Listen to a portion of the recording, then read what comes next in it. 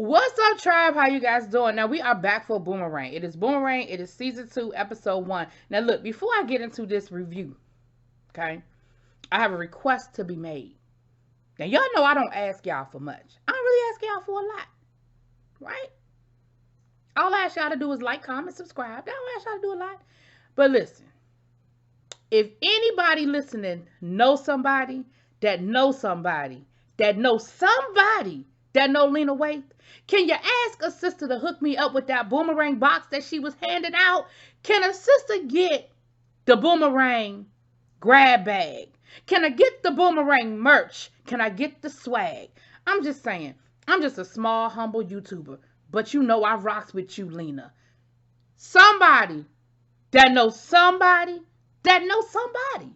Hook a sister up. Now, with that being said, I'll put my P.O. box in the description box.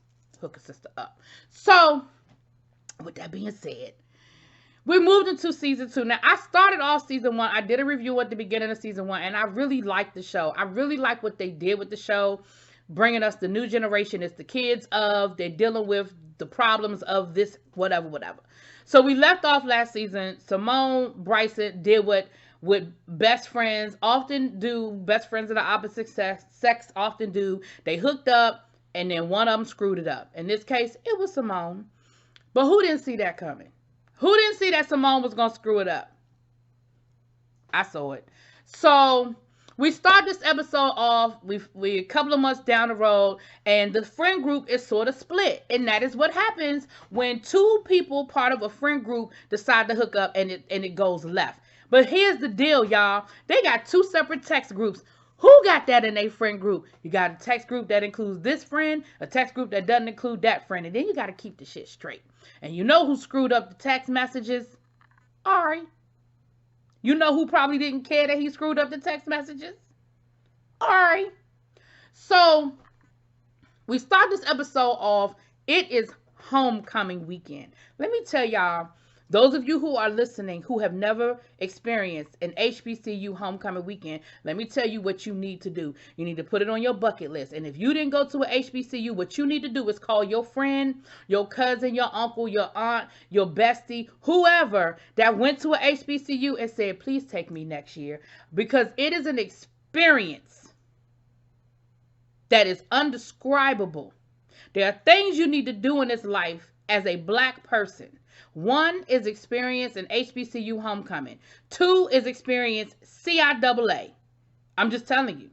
If you've not done those things, I don't know what you're waiting for. Now, if you grew up, when I grew up, you had to do Freaknik and you had to do the beach Daytona. You had to do Freaknik and you had to do Daytona. If you grew up in my era and you didn't do those things, I ain't talking about this new Freaknik. I'm talking about the old Freaknik. If you didn't do those things, then I don't know what you're doing with your life. But anyway. So it is homecoming and we are pre-gaming. So they are getting ready for the pre-game. But again, like I said, they got the text message. They have the text group that doesn't include Simone. And then they have the text group that does include Simone. And so the non-Simone folk are pre-gaming at Bryson's house. The Simone folk, Simone was like, we really need to be pre-gaming. And they had to come up with a lie to tell Simone that they weren't pre-gaming. And Ari done put it in the text, talking about something. I thought we was going over Bryson's to pregame because he put it in the wrong text. And he was like, look, all these different text groups, y'all got me confused. It is what it is. I'm sorry that y'all can't be adults and we can't be in the same room just because you cheated on him. But we're going to make it work. And I'm getting ready for homecoming and I don't care. Now, here's what I think is cute. And I actually think that we need to do this at my place of fellowship that I spent 4 years of my formative years. They had a whole school days theme homecoming. Now, here's what's funny. I didn't know that at first. I didn't know it was the whole school days theme at first. We're going to get to that in a minute. So, they go over Bryson's. So Bryson has become Mr. Ho of the week. He got him coming in at intervals, right? He has a 7 o'clock. He's got an 8 o'clock. He's got a 10 o'clock. He got a 12:30. He got a 1 o'clock. But that's what people do when they get hurt. They go left or they go right. They become a hermit or they become a hoe. That is what it is. Bryson has become a hoe. And Bryson looked like he has bulked up a little bit in this off season. We didn't see all that last season, Bryson. You giving me a little something more, sir. Sir. Now, I'm probably old enough to be your mama, but that is not the conversation we need to have right now. So he's a hoe. Simone is depressed because, of course, she is really sorry that she screwed it up. Like, she really wants to be, I think she wants to get back with him, but at the very least, if she can't get back with him, I think she definitely wants to get back in a good place with him. And he ain't trying to hear it. Like, he just ain't feeling it. So they go to campus. They're having a lock-in at the dorm, which again, I think is a cute idea. Now, I don't know how I feel about going back to my old dorm and sleeping on them beds, but it's a cute idea that they're doing a lock-in when they go back to their old dorm and they get to stay the night in the dorm room and, do whatever. And of course, they got the parties and all that stuff. It looked like it's a really cute idea. So we get back to campus and there was this real cute scene where my girl, the rapper, y'all know her name, Mia, y'all know how I'm with names. If I'm wrong, but she rolls up on the majorette, the dancers, and the girl is like, she's a stripper, and her people are like, of course she's a stripper. Like, we know she's a stripper. Like, it is what it is, and they have this whole dance-off thing, and they're doing a playoff, the Jigaboos and Wannabes from School Days. And that's when I was like, oh, that is so cute. They doing the whole School Days thing. And they changed the lyrics to basically, well, she's just a stripper, da-da-da-da-da. And then the majorettes, and of course, they just throwing jabs back and forth. It was cute. It was a real cute moment. I told y'all when I was doing, we were talking about the 20s, Lena Waithe in her sitcoms has a way of doing these little moments, these little like dream sequences, these little moments, and that was one of them, and it was perfect. And then of course she's giving you glimpses of what it is to be on the yard for homecoming. You got your old heads, right? That's barbecuing. You got the frat. You have the sororities. You have the band. Like, you have all your little pockets. And again, and that's what it is. So Bryson is getting drunk. He sees Simone and it's just awkward, the whole thing. She speaks to him, he speaks to her, but he's just, because he really wants to be with her, but he's hurt. They go to the dorm. Him and Ari are sharing a room. The Cougars come through, and y'all know Ari. Ari don't care. Man, woman, old, young. He don't care. And then we see Crystal having a moment. It looks like she ran into, I guess, her nemesis. And she's doing that whole nice, nasty thing, acting like she don't know that, her and old boy done broke up and this, that, and the other. And she was like, I know good and well that you know that we ain't together. Like, I know it's been all through the little, I know it's been all through the Bible chat group that you know that we're not together anymore. And she was like, yeah, it is what it is. She said, I mean, because she was drinking and stuff, so of course she made a little jab about her having a drink or whatever. So Crystal's kind of getting ready to move and go into a little funk. I mean, she tells the girl off. She lets her know, I know you've been running through the men's ministry, so, I mean, you can just go on over there and leave me alone to stop judging me. But they have a moment. Simone has a moment about the situation with Bryson, and Crystal has a moment, with her ex-husband, that whole situation. And they just decided they're going to do it up. They're going to have a good time. They're going to party like it's 1994, I guess, for School Days. When did School Days come out? School Days came out when I was still in high school. So, without giving away too much of my age, let's say early 90s, late 80s-ish, early 90s. Anyway, so they gonna party like it's, 1991, 1992, 3, 4, whatever.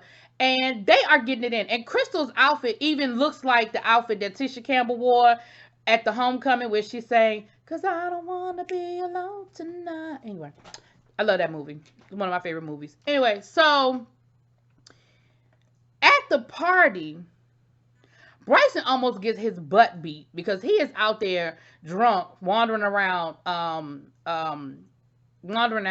yard, and it looks like he stumbled onto a plot.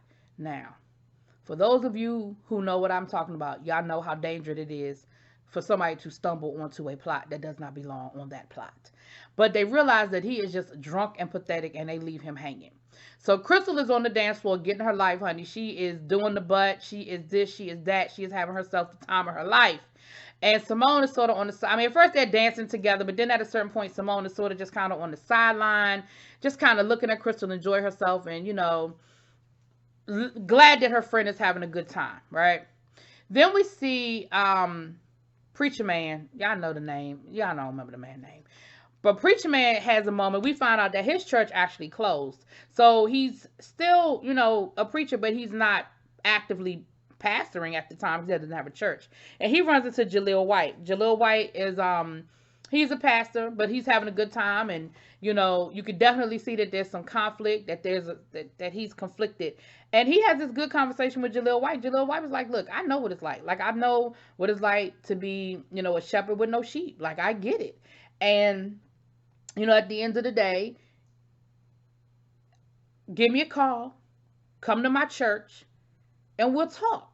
And I'm, you know, basically, I'm gonna help you get back on track. Right now, I'm gonna finish enjoying homecoming, but give me a call, you know, bruh. And then he sees the pastor go out on the dance floor and have a good time. He had a 7-Up. He wasn't drinking alcohol, but he was definitely doing the butt. And I think that's what he needed to see, is that your life doesn't end. You don't become an angel. You don't have to be this 100% pure, always make the right decisions, always do the right thing kind of person just because you have decided that you're going to devote your life to God. And I think he needed to see that. And I hope that there's going to be a further development there with him and with Jaleel White's character. Last but not least, Simone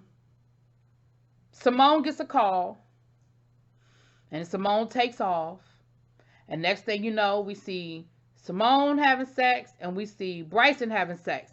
And it looked like they were having sex together, but see, Lena, I don't be trusting you, because you be doing that to us sometimes, where it's two people, and it looked like they really together, but then when you go back, he was just picturing Simone's face on some chick he picked up on the yard, but then we looked up, and it really was Simone. So he did actually have sex with Simone, and so when it was over with, he gets up, and he being all, hard about the situation, and Simone is just like, so what does this mean? He was like, it don't mean nothing, and he walks out. See, Bryson, now you're being an ass, but he wants to hurt her the way he was hurt, and that's really what that boils down to. So it's the season premiere, you guys. Look, I didn't do the whole season last year. I wished I had, though, so I will now. I will do the whole season, and I'm looking forward to seeing the twists and the turns, because there was another scene we saw. Remember, we saw last year where Marcus Graham had been accused of sexual misconduct, and we know that the stuff that Marcus Graham did in the actual movie Boomerang, that under today's society, under Me Too, it would have been bad. And so it sort of caught up with him, and we saw that he lost the company and everything, and that's why they all unemployed now. But as she's going through the campus, one of the buildings that was once named after him, they took the name down. And so again, that was another harsh reality for Simone to just kind of see that whole situation with her dad, So anyway, y'all let me know what y'all think. Drop it in them comments. Peace. Don't forget. Let me get that swag.